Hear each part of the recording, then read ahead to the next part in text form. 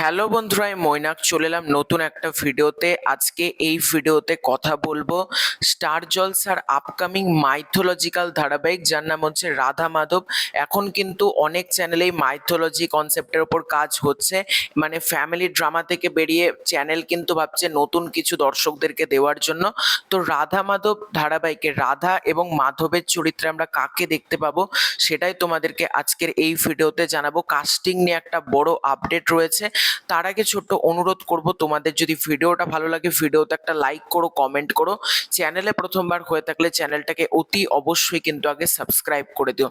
দেখো, mythological serial বা mythological programme দেখার জন্য অনেক অডিয়েন্স কিন্তু অপেক্ষা করে, এবং কাস্টিং নিয়ে তোমরা অনেক দিন ধরেই আমাকে জিজ্ঞাসা করেছো, অনেকে পার্সোনালিও বলেছো ভিডিও করতে, কিন্তু যেহেতু কোনো আপডেট পাচ্ছিলাম না, মন গড়া তো ভিডিও বানাতে পারি না, সেই কারণে ভিডিও বানাইনি। তো আজকের এই ভিডিওতে যেহেতু আপডেট পেয়েছি এই কারণেই কিন্তু ভিডিওটা করছি।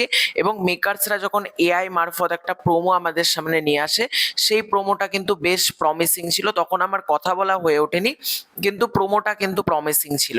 এবার কথা হচ্ছে, এই ধারাবাহিকের রাধার চরিত্রে আমরা কাকে দেখতে পাবো। এই ধারাবাহিকে আমরা রাধার চরিত্রে দেখতে পাবো হচ্ছে কিন্তু জয়িতা সান্যালকে, যিনি এর আগে সান বাংলায় রূপমতি বলে একটা ধারাবাহিকে ছিলেন। ওনাকে কিন্তু দেখা যাবে জয়িতা সান্যালকে।